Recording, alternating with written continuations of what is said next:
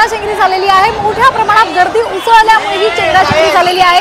मध्येच त्या ठिकाणी सामान ठेवलेलं आहे आणि त्यामुळे गर्दी एकसाथ येत असताना एकमेकांना ढकलून पुढे जात असताना ही चेंगराचेंगरी झाल्याचं पाहायला मिळते।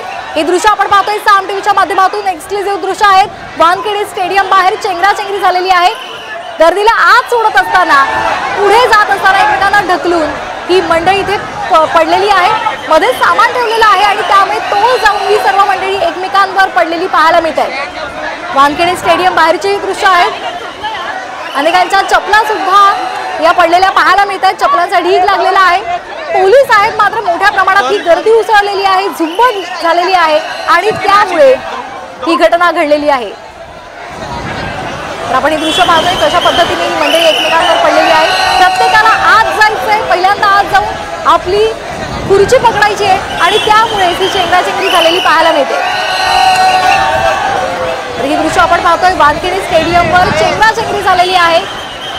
थोडासा नियोजनाचा अभाव इकडे आपल्याला पाहायला मिळतोय, कारण ज्या ठिकाणी वर जायचंय त्या ठिकाणी सामान ठेवलेलं आहे आणि त्यामुळे ही सगळी गर्दी एकत्र येत असताना एकमेकांवर तोल जाऊन ही मंडळी पडलेली पाहायला मिळाली। आत जाण्यासाठी ढकलाढकली सुद्धा झालेली आहे आणि त्यामुळे ही चेंगराचेंगरी झालेली पाहायला मिळते। स्टेडियम मध्ये आत शिरण्यासाठी चाहत्यांनी धावपळ केलेली होती। तुफान गर्दी असल्यामुळे त्यांचा तोल जाऊन ते एकमेकांवर पडलेले पाहायला मिळते। वानखेडे स्टेडियम बाहेर आणि आत मोठ्या प्रमाणात गर्दी झालेली आहे आणि वानखेडे स्टेडियम मध्ये शिरण्यासाठी चाहत्यांनी गर्दी केलेली होती। एकमेकांना ढकलून प्रत्येक जण पुढे जाण्याचा प्रयत्न करत होता आणि त्याच वेळी टोल गेल्यामुळे तिथे ठेवलेल्या सामानांवर ही सगळी मंडळी पडलेली होती। चेंगराचेंगरी वानखेडे स्टेडियमवर झालेली आहे। पडली आहे, चेंगराचेंगरी झाली असल्याचं दृश्य या ठिकाणी बघायला मिळत आहे। या ठिकाणी ज्या पद्धतीने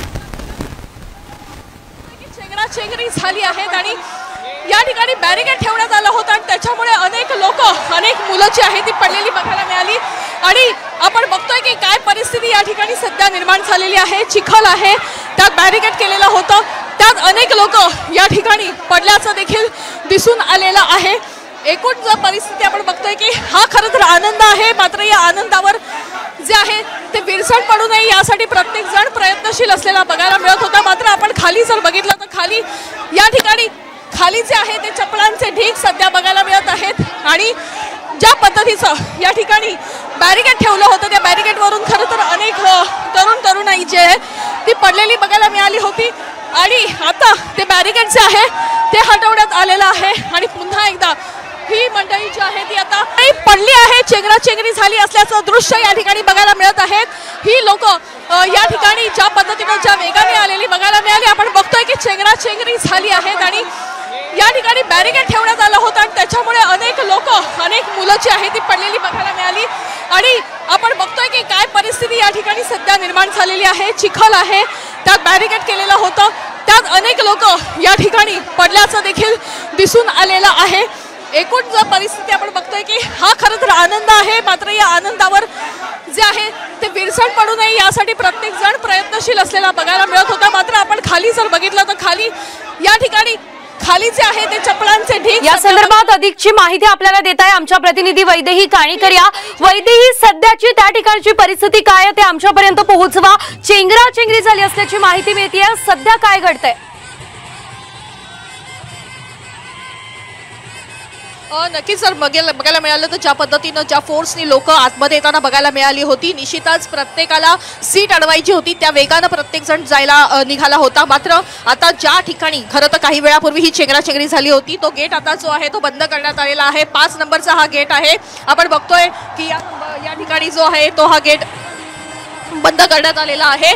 मात्र त्याच्या खाली जर आपण ही दृश्य बघितली तर खाली चपलांचे ढीग जे आहेत ते अजूनही पडलेले बघायला मिळत आहे। या ठिकाणी एक बॅरिकेड होतं ज्याच्यामुळे अडकून त्याच्यामध्ये पाय अडकून अनेकांना खरं तर दुखापत झाली, अनेक जण पडली आणि ती समोर ठेवल्या असलेल्या सामानावर जाऊन देखील बसलेली होती।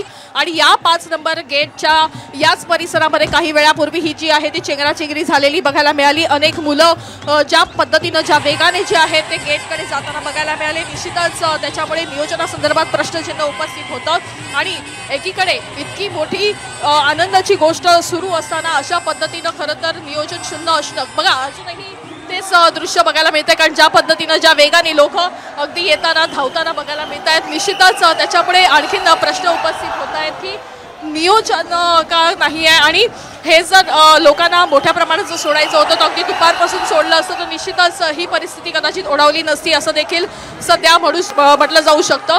मात्र ज्या पद्धतीनं मोठ्या प्रमाणात पोलीस बंदोबस्त या ठिकाणी आहे, लोक येणार हे देखील माहीत आहे, कारण भारताची आणि खास करून मुंबईची लोक जी आहेत ती क्रिकेटप्रेमी आहेत, त्याच्यामुळे निश्चितच हा क्षण जो आहे तो कोणीही सोडणार नाही.